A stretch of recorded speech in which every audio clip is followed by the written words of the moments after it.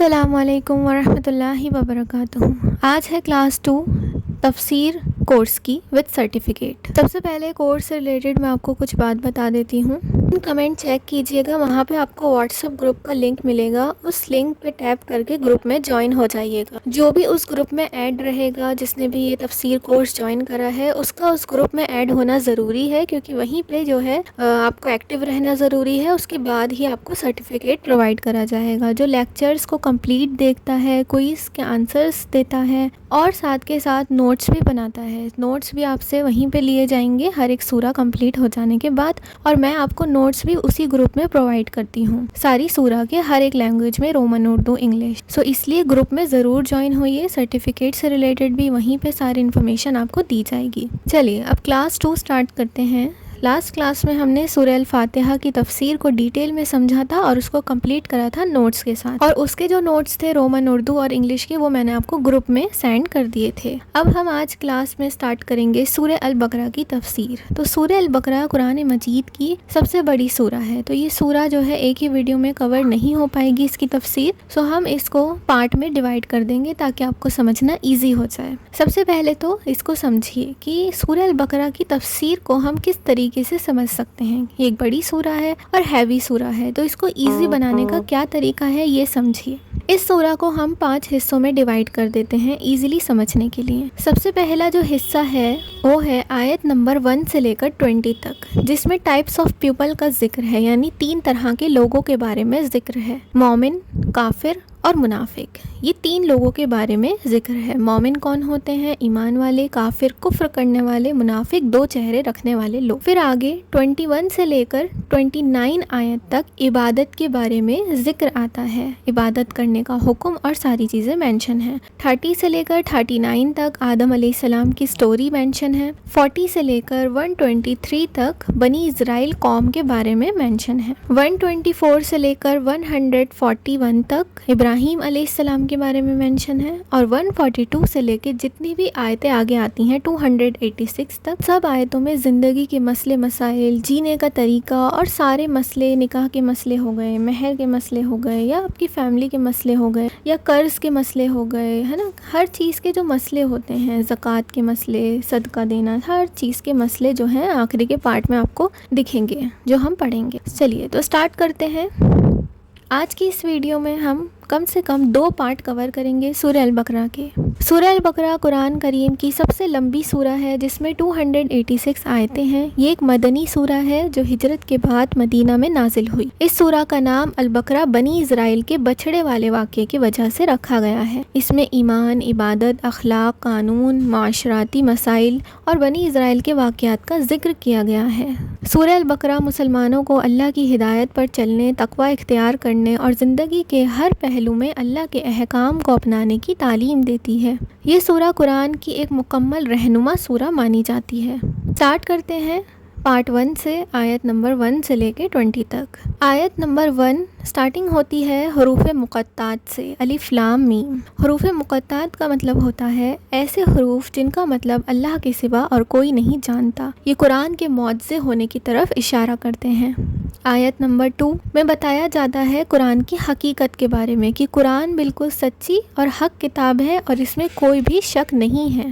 آیت نمبر 3، 4 اور 5 میں مومنوں کا ذکر ہے۔ آیت نمبر 3 میں بتایا جاتا ہے کہ مومن جو لوگ ہوتے ہیں وہ اندیکھے پر ایمان رکھتے ہیں۔ اندیکھا کیا ہے؟ اللہ کو ہم نے نہیں دیکھا لیکن ہم ایمان رکھتے ہیں اللہ پہ۔ پروفٹس کو ہم نے نہیں دیکھا لیکن ہم ایمان رکھتے ہیں۔ فرشتوں کو ہم نے نہیں دیکھا لیکن ہم ایمان رکھتے ہیں۔ تو ہم کون ہیں؟ ہم اصلی مومن ہیں۔ نماز قائم کرتے ہیں اللہ کے لیے اور اللہ کے دیے ہوئے مال میں سے خرچ کرتے ہیں۔ آیت نمبر 4 میں بتایا جاتا ہے مومنوں کے بارے میں کہ وہ قرآن پر اور اس سے پہلے نازل ہونے والی سب کتابوں پر ایمان رکھتے ہیں اور آخرت پر ایمان رکھتے ہیں۔ آیت نمبر 5 میں مومنوں کے بارے میں بتایا جاتا ہے کہ یہی لوگ اللہ کی ہدایت پر ہیں اور یہی کامیاب ہونے والے لوگ ہیں۔ آیت نمبر 6 اور 7 दोनों में काफिरों का जिक्र है। आयत नंबर 6 में कहा जाता है कि काफिर के बारे में बताया गया कि जो हक को जानबूझकर ठुकरा देते हैं उन पर कोई हिदायत नसीहत कुछ भी काम नहीं करती, वो हमेशा भटकते रहते हैं। आयत नंबर 7 में बताया जाता है फिर कि अल्लाह ने उनके दिलों में मोहर लगा दी है, यानी उनके दिल बंद कर दिए हैं हिदायत से कि अब वो कभी भी हिदायत नहीं पा सकते। फिर आयत नंबर 8 से लेकर 20 तक सब में मुनाफिकों का जिक्र है। मुनाफिक कौन होते हैं? 2 चेहरे रखने वाले लोग। ऐसा इंसान जो दिल से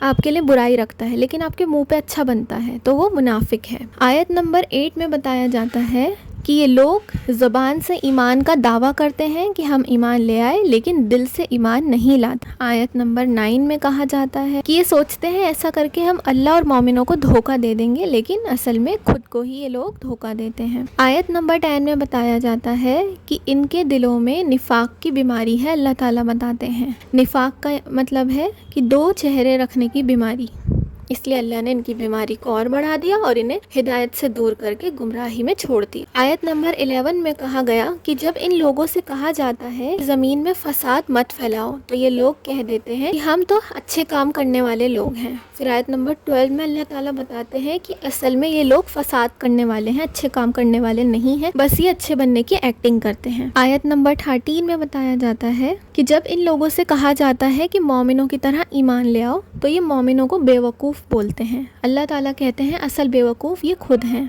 आयत नंबर 14 जब मुनाफिक मोमिन से मिलते हैं तो कहते हैं हम ईमान ले आए, हम तुम्हारे साथ हैं, और जब ये लोग अपने लोगों में जाते हैं तो कहते हैं हम तुम्हारे साथ हैं। तो ऐसा करके ये मजाक उड़ाते हैं सबका। फिर आयत नंबर 15 में अल्लाह ताला कहते हैं कि अल्लाह उनका मजाक उड़ाता है और उन्हें हिदायत से दूर करके गुमराही में छोड़ देता है। आयत नंबर 16 उन्होंने हिदायत के बदले गुमराही को खरीद लिया, यानी इन लोगों के बारे में बताया जाता है कि इन्होंने जो है फ़ायदे का सौदा नहीं करा, हिदायत को छोड़ के गुमराही खरीद ली खुद ही। आयत नंबर 17 में बताया जाता है कि मुनाफिक की एक मिसाल दी जाती है कि उस शख्स की तरह मिसाल दी जाती है कि अंधेरे में एक शख्स ने आग जलाई, फिर रोशनी हुई उससे, फिर रोशनी चले जाने के बाद अंधेरा हो गया। इसका क्या मतलब है? यानी अंधेरों में अल्लाह की हिदायत मिली उस इंसान को, ठीक है, फिर उसने हिदायत को छोड़ दिया, यानी रोशनी बुझ गई, हिदायत को उसने छोड़ दिया और अंधेरों में भटक गया, यानी गुमराही में भटक गया। तो इस तरीके से अल्लाह ने इनकी मिसाल दी है कि ये लोग इस तरीके के होते हैं। आयत नंबर 18 में कहा जाता है हक को देखकर भी ये कबूल नहीं करते, यानी सब कुछ इनके सामने होता है, इन्हें चाहे तुम मौत से दिखा दो, कुछ भी कर लो, लेकिन ये हक को कबूल नहीं करते क्योंकि ये बहरे, गूंगे और अंधे बन गए हैं। आयत नंबर 19 एक और मिसाल दी गई है आयत नंबर 19 में, तेज़ बारिश, अंधेरे, गरज और बिजली हो, और मुनाफिकीन बिजली की चमक में थोड़ा चलते हैं और अंधेरा होते ही रुक जाते हैं। यानी ये बताया गया है कि जब इन्हें अपना फ़ायदा दिखता है किसी चीज़ में तो ये चल देते हैं। अगर ईमान में भी इन्हें अपना फ़ायदा दिखेगा ना तो ये ईमान पे चल देंगे, और अगर इन्हें अपना कोई फ़ायदा नहीं दिखेगा तो ये उस चीज़ को नहीं एक्सेप्ट करेंगे, ये बताया जाता है। आयत नंबर 20 में कहा जाता है कि ये जो लोग हैं हक को अपनी मर्जी और अपने फ़ायदे के मुताबिक जो है कबूल करते हैं, वैसे कबूल नहीं करेंगे। तो यहाँ पे सूरह अल बकरा का एक पार्ट कंप्लीट होता है आयत नंबर 1 से लेकर 20 तक में हरूफ मुक़त्तात, 2 में कुरान की सच्चाई, 3, 4, 5 में मोमिनों का जिक्र, 6, 7 में काफिरों का जिक्र, 8 से लेकर 20 तक मुनाफिकों का जिक्र। मोमिन कौन होते हैं? ईमान वाले। काफिर कौन होते हैं? कुफ्र करने वाले, जो अल्लाह के साथ किसी को शरीक बना लेते हैं। और मुनाफिक कौन होते हैं? 2 चेहरे रखने वाले लोग। यहाँ पे एक पार्ट कंप्लीट होता है। अब सेकंड पार्ट देखते हैं। सेकंड पार्ट है आयत नंबर 21 से लेकर 29 तक, जिसमें इबादत का हुक्म है। आयत नंबर 21 में कहा जाता है कि अल्लाह तमाम इंसानों को अपनी इबादत करने का हुक्म देता है कि सिर्फ एक अल्लाह की इबादत करो। यानी कुरान का पहला इबादत करने का हुक्म आयत नंबर 21 में है सूरह अल बकरा की। आयत नंबर 22 अल्लाह ने ज़मीन को बिछौना बनाया, यानी रहने की जगह बनाई, आसमान को छत बनाया और बारिश के ज़रिए रिस्क पैदा किया, इसलिए अल्लाह के साथ किसी को भी हमें शरीक नहीं करना चाहिए। आयत नंबर 23 में चैलेंज दिया जाता है कि जो लोग कुरान मजीद पर शक करते हैं कि अल्लाह की तरफ से नाजिल हुआ है, इस पे शक करते हैं, तो अल्लाह ताला कहते हैं कि तुम इस जैसी एक सूरा लाकर दिखा दो। अगर تمہیں کوئی شک ہے اس میں تو اس جیسی ایک سورہ لا کر دکھا دو۔ پھر 24 آیت میں کہا جاتا ہے اور اگر تم یہ پورا نہ کر سکو، یہ چیلنج پورا نہ کر سکو اور کبھی تم کر ہی نہیں سکو گے، یعنی اللہ نے جس طریقے کی سورہ اور آیت قرآن مجید میں نازل فرمائی ایسا کبھی کوئی انسان کر ہی نہیں سکتا، نہ کوئی عام انسان اور نہ ہی کوئی پروفٹ۔ تو یہاں پہ بتایا جاتا ہے کہ اگر تم ایسا نہ کر سکو اور کبھی نہ کر سکو گے تو جہنم سے ڈرو جس کا ایندھن انسان اور پتھر ہوں گے۔ آیت نمبر 25، ایمان لانے اور نیک عمل کرنے والوں کو جنت کی خوشخبری دی گئی ہے آیت نمبر 25 میں۔ آیت نمبر 26، اللہ مثالیں دینے سے نہیں شرماتا، کہ بہت سے لوگ بولتے ہیں نا کہ قرآن میں چھوٹی چھوٹی چیزوں کی مثالیں دی گئی ہیں، مچھر ہو یا کوئی بھی چھوٹی سی چیز ہو، تو اللہ تعالیٰ کہہ رہے ہیں چاہے چھوٹی چیز ہو یا بڑی، سب اللہ کی مخلوق ہیں، اللہ کے لیے سب برابر، اللہ کسی کی مثال دینے سے نہیں شرماتے۔ 26 میں یہ بتایا گیا ہے۔ 27 آیت، گمراہ لوگ اللہ کے عہد کو توڑتے ہیں، رشتوں کو کاٹتے ہیں اور زمین میں فساد پھیلاتے ہیں، یہی لوگ نقصان اٹھانے والے لوگ ہیں۔ یعنی گمراہ لوگوں کے بارے میں بتایا گیا ہے، رشتوں کو توڑنے والے لوگ، فساد پھیلانے والے لوگ زمین میں، یہ لوگ نقصان اٹھانے والے لوگ ہیں۔ آیت نمبر 28، اللہ لوگوں کو اپنی قدرت یاد دلاتا ہے اس آیت میں کہ تم پہلے جو ہے بے جان تھے، اللہ نے تمہیں زندگی دی، پھر تمہیں اللہ موت دے گا، پھر تمہیں دوبارہ زندہ کرے گا اور تمہیں آخرکار اسی کی طرف لوٹ کر آنا ہے۔ آیت نمبر 29 میں پھر کہا جاتا ہے کہ اللہ نے زمین کی تمام چیزیں انسانوں کے فائدے کے لیے پیدا کی ہیں اور آسمانوں کو 7 آسمانوں کی شکل میں بنایا، یعنی اللہ تعالیٰ ہر چیز کا علم رکھتے ہیں۔ تو یہاں پر دوسرا پارٹ کمپلیٹ ہوتا ہے آیت نمبر 21 سے 29۔ اب تھرڈ پارٹ ہے آیت نمبر 30 سے 39 تک، جس میں آدم علیہ السلام کی سٹوری مینشن ہے۔ سٹارٹ کرتے ہیں آیت نمبر 30۔ اللہ نے فرشتوں کو بتایا کہ وہ زمین میں ایک خلیفہ یعنی نئے مخلوق کو پیدا کرنے والے۔ فرشتوں نے پوچھا کہ کیا ایسی مخلوق جو فساد اور خون کرے گی زمین میں؟ اللہ نے فرمایا میں وہ جانتا ہوں جو تم نہیں جانتے۔ آیت نمبر 31، اللہ نے حضرت آدم علیہ السلام کو پیدا کیا، انہیں تمام چیزوں کے نام سکھائے، انہیں علم سکھایا جو ان کی فضیلت کا ثبوت تھا۔ آیت نمبر 32، جب فرشتوں سے ان چیزوں کا نام پوچھا گیا جو آدم علیہ السلام کو سکھائی گئی تھی تو وہ نہ بتا سکے ان کا نام، انہوں نے کہا کہ ہم تو بس اتنا ہی جانتے ہیں جتنا اللہ تو نے ہمیں علم عطا کیا ہے۔ آیت نمبر 33، پھر اللہ نے آدم علیہ السلام سے کہا تو آدم علیہ السلام نے سب وہ چیزیں بتا دیں، یعنی جو اللہ نے انہیں سکھائی تھی۔ تو اللہ تعالیٰ نے فرمایا کہ کیا میں نے تم سے نہیں کہا تھا کہ میں وہ باتیں جانتا ہوں جو تم نہیں جانتے۔ پھر آیت نمبر 34، اللہ نے فرشتوں کو آدم علیہ السلام کے سامنے سجدہ تعظیمی کا حکم دیا، یعنی ادب کا سجدہ کرنے کا حکم دیا۔ سب نے سجدہ کیا سوائے ابلیس کے جس نے تکبر کی وجہ سے انکار کر دیا اور کافروں میں سے ہو گیا۔ آیت نمبر 35، اللہ نے آدم علیہ السلام اور حوا علیہ السلام کو جنت میں رہنے کی اجازت دی۔ آدم علیہ السلام کے لیے ان کی بیوی حوا علیہ السلام اللہ نے بنائی تاکہ وہ اکیلے نہ رہیں، اور دونوں کو جنت میں رہنے کی اجازت دی، بس ایک درخت کے پاس جانے سے منع کیا اور کہا جہاں چاہے رہو، بس اس درخت کے پاس مت جانا۔ آیت نمبر 36، شیطان نے انہیں بہکا دیا، ان کے من میں وسوسے ڈال دیے اور کہہ دیا کہ اگر تم اس درخت کے پھل کھا لو گے تو تم ہمیشہ زندہ رہو گے، اس لیے تمہیں یہاں کے پھل کھانے سے منع کرا گیا ہے۔ وہ شیطان کے بہکاوے میں آ گئے اور انہوں نے درخت کے پھل کھا لیے۔ نتیجہ کیا ہوا؟ اللہ کی نافرمانی ہوئی اور اللہ نے انہیں جنت سے نکال کر زمین پر بھیج دیا۔